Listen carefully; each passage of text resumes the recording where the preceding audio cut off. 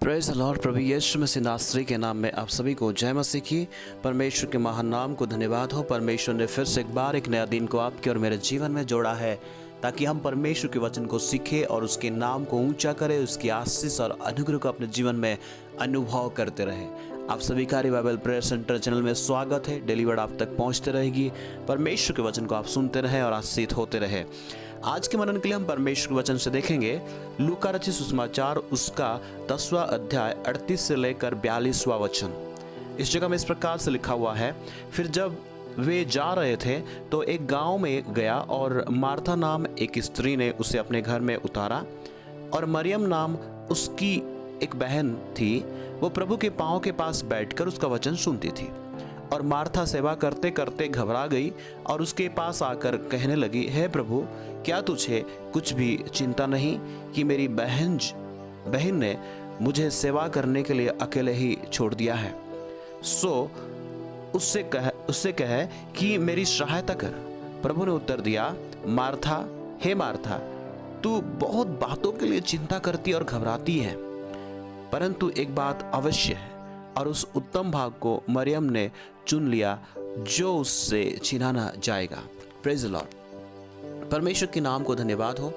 इस घटना के बारे में मैं आपसे बताना चाहता हूँ। इस जगह पे दो बहन जो यीशु प्रभु और उनकी चेले को अपने घर पे स्वागत करते हैं, और उस गांव में ये दो लोग जब उसको स्वागत करते हैं और यीशु मसीह जब उनके घर पे जाते हैं, और जाने के बाद में मार्था और मरियम जो है, मार्था ने यीशु मसीह को अपने घर पे बुलाया, मार्था ने अपने घर पे यीशु मसीह को इनवाइट किया, पर उसकी जो चीज़ चाहिए था और जो वचन सुनना था, जो यीशु मसीह से जो लेना था, जो हासिल करना था, वो मरियम उसके पास बैठकर, उसकी जो बहन थी उसके पास बैठकर वचन को सुनने लगी। और इस बीच में मैं आपको बताना चाहता हूँ इस दो बहनों के बारे में, इस बीच में कि वचन जो सुन रही थी, और दूसरी जो बहन है मार्था, वो परमेश्वर के लोगों का, जितने भी लोग वहाँ पर बैठे हुए थे, सबकी सेवा कर रही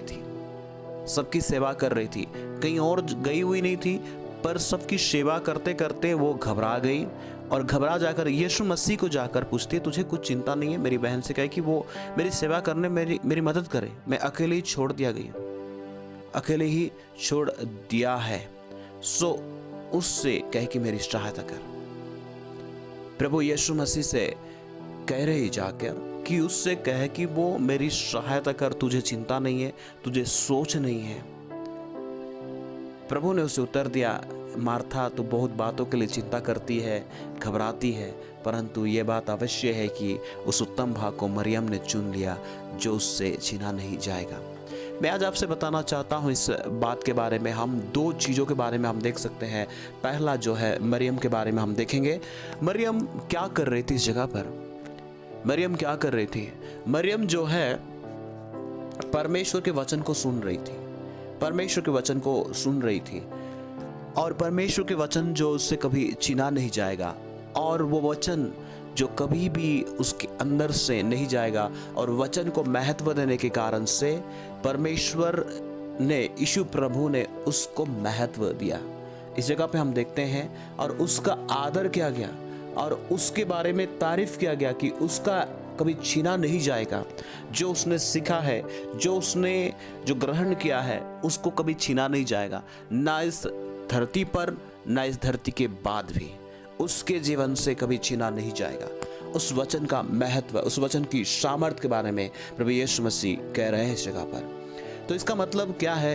क्या हम काम ना करें? क्या घर पे आए वाले की अतिथि सत्कार ना करें? क्या हम वचन को ही, अगर हमारे घर पे कोई वचन की अध्ययन हो रही है, या कहीं कलीसिया पे कभी ऐसे कुछ प्रोग्राम हो रहा है, या कभी, क्या हम वचन को सुनते रहे और बाकी काम कुछ भी ना करें? एक सवाल मैं यहाँ पर रखता हूँ, उसके बाद हम क्लियर करेंगे। वचन की कोई भी बातें जो आप सुनते हैं, परमेश्वर आपके हृदय पे काम करेंगे और आप आशीषित होंगे। तो इस जगह पे हम देखते हैं मार्था सेवा कर रही थी उन तमाम लोगों की जो उसके चेले थे। गांव में यीशु मसीह आने के कारण से शायद बहुत भीड़ हो गई होगी, बहुत सारे लोग थे होंगे, उनके लिए पानी, खाना और इस सारे चीज़ों में जो अतिथि सत्कार और सबको देने खिलाने पिलाने में लगी हुई थी। और इस बीच में वो घबरा गई।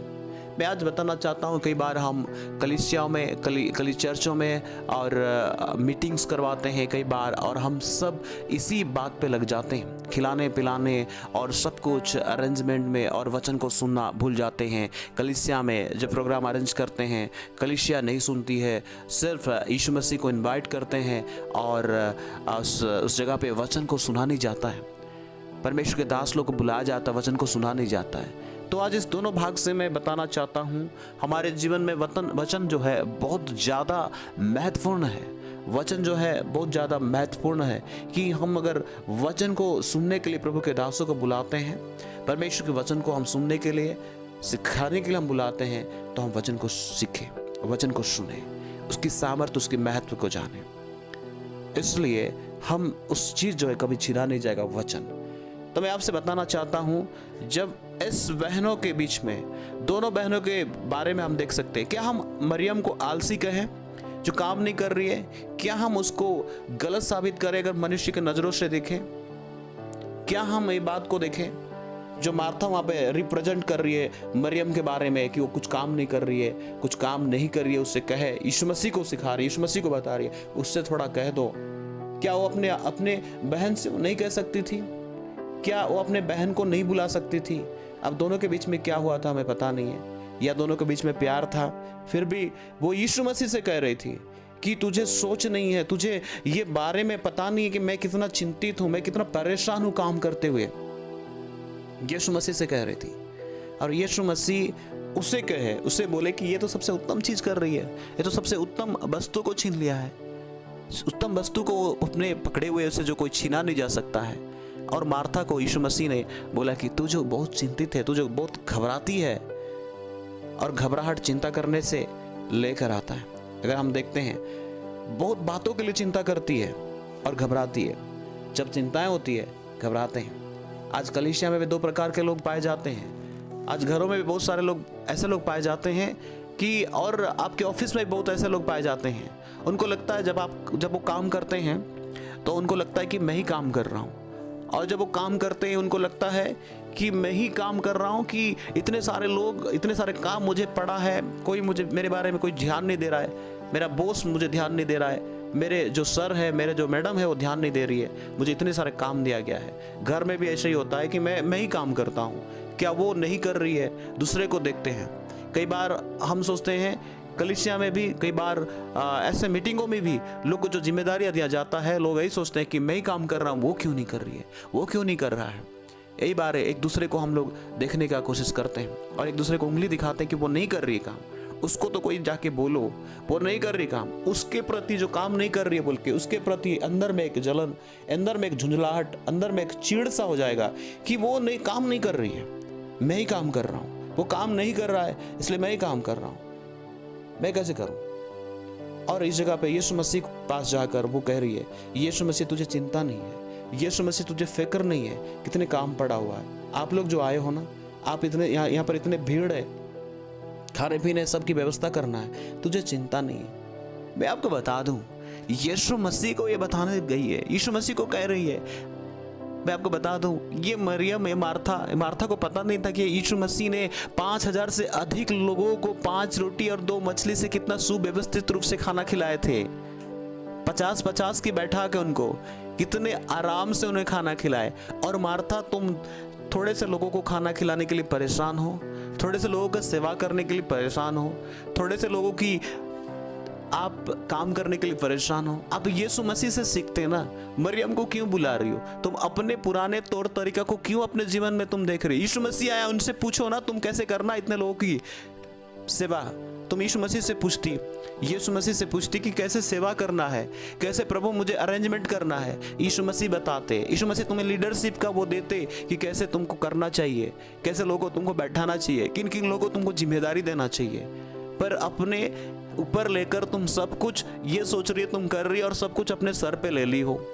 आज भी दुनिया में ऐसे लोग हैं, कई लोग ऐसे होते हैं जो काम करते करते ऐसे पहाड़ को पूरा ले ली हूँ करके अपने ऊपर पे ले लेते हैं। कई लोग ऐसे हैं कि थोड़े से काम करते हैं और सोचते हैं कि मैं सब कुछ कर रहा हूँ, मैं ही सब कुछ कर रहा हूँ और बाकी लोग नहीं कर रहे हैं। इसलिए वो झुंझला जाते हैं, इसलिए वो घबरा जाते हैं, इसलिए वो चिंता हो जाता है उनके जीवन में, क्योंकि उनके अंदर एक सोच आ जाती है कि मैं पहाड़ को उठा लिया हूँ, मैं ही सब कुछ कर रहा हूँ। यदि आप इस वचन को सुन रहे हैं, मैं आज आपसे कहना चाहता हूँ इस वचन के माध्यम से, उस मार्था अगर यीशु मसीह को जाकर सलाह मशवरा करती कि कैसे करना है, तो यीशु मसीह जरूर बताते हैं।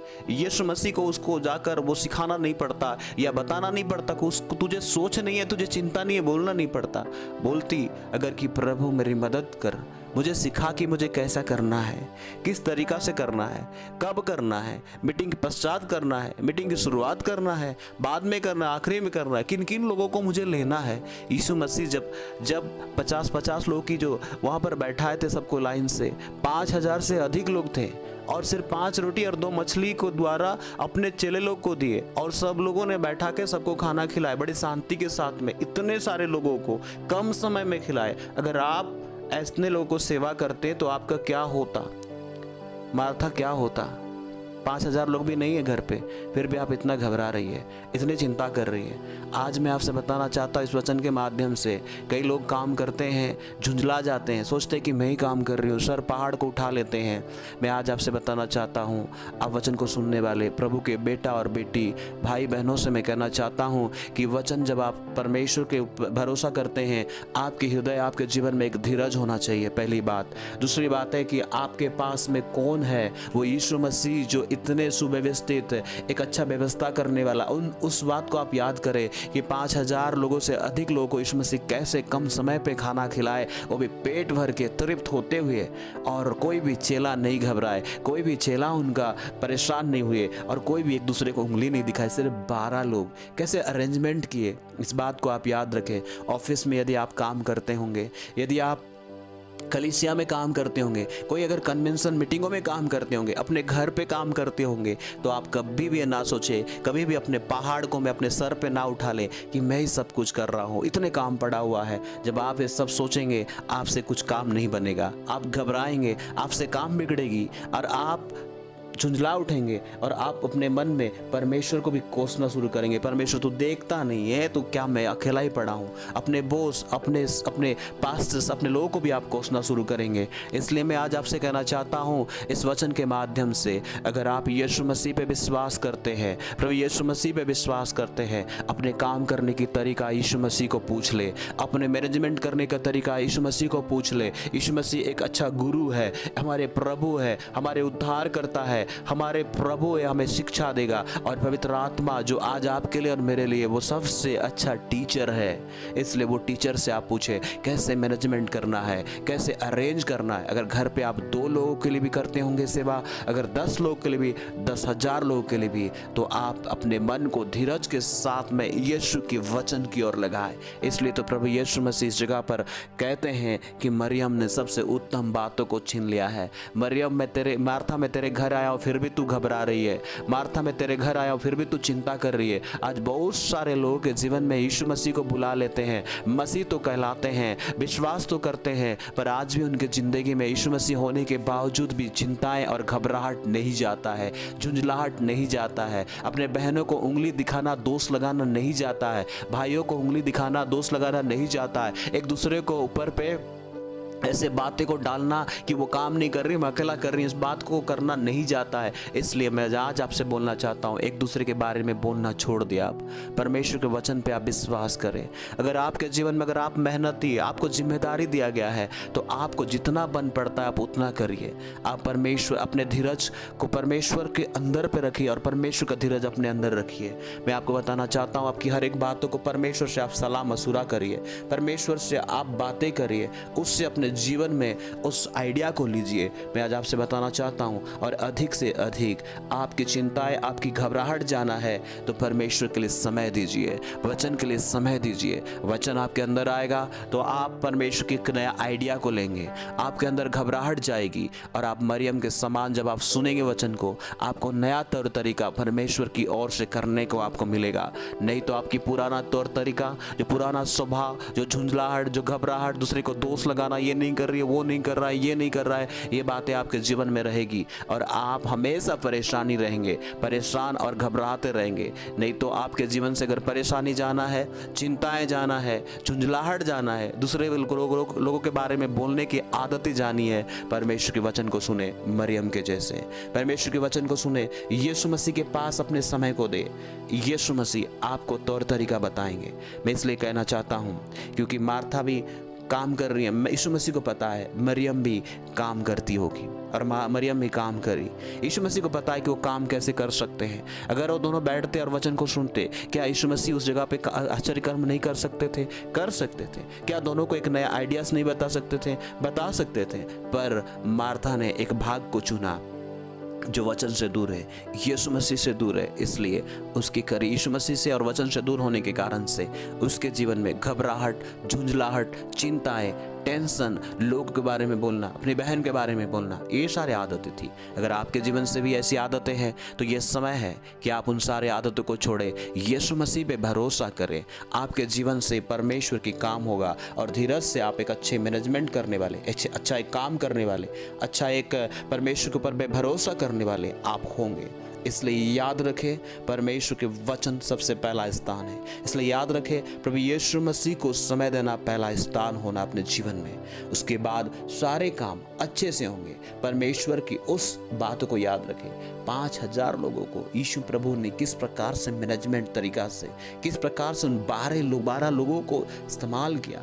इसे याद रखें, आपके पास 2 लोग भी होंगे काम करने के लिए, आपके पास 1 लोग भी होंगे, आप अकेले भी होंगे, बड़ी धीरजता के साथ आप करेंगे, क्योंकि परमेश्वर उन आइडिया को देगा, परमेश्वर उन बुद्धि को देगा, परमेश्वर उन ज्ञान को देगा। इसलिए अपने भरोसा परमेश्वर पे करें, अपने ऊपर में नहीं, अपने ज्ञान पर नहीं, अपने ताकत पर नहीं, यीशु मसीह पर रखें। परमेश्वर का इस वचन में हम देखते हैं मार्था और मरियम के जीवन के बारे में। आज इस वचन आपके और मेरे जीवन के बारे में भी है। हम वचन को सुने, प्रभु हमें सहायता करेंगे नया आइडियाज़ के बारे में, नए तौर तरीके के बारे में। पुराने तौर तरीका को जीना छोड़ दीजिए। जैसे आपके पास जो भी आइडिया है करने के लिए, मैनेजमेंट करने के लिए, छोड़ दीजिए। बड़ी धीरज के साथ में यीशु मसीह पे भरोसा करें, तब आप लोगों के बारे में नहीं बोलेंगे। तब आप जो काम है बड़ी धीरजता के साथ करेंगे, आराम से करेंगे और सारे काम अच्छे होंगे और आप भी तारीफ के काबिल होंगे और परमेश्वर के नाम की महिमा होगी। नहीं तो आपको भी लोग बोलेंगे ये झुंझलाती है, ये घबराती है, ये घबराता है, झुंझलाता है, लोग के बारे में हमेशा बोलता है। याद रखें आप कौन से कैटेगरी में हैं, याद रखें आप कौन से कैटेगरी में। इसलिए परमेश्वर के वचन आप सभी से ही कहता है कि हम परमेश्वर के वचन को महत्व दें। हमारी मेहनत, हम महत्व देकर हम मेहनत करते हैं, परमेश्वर के वचन को काम करते हैं, वो आशीषित होता है। नहीं तो घबराहट और झुंझलाहट और चिंता भरी होती है। याद रखें, परमेश्वर के वचन को सबसे पहला स्थान दें। आपकी मेहनत परमेश्वर की आशीष में बदलेगा। आपकी जो मेहनत है परमेश्वर उसको तारीफ करेंगे।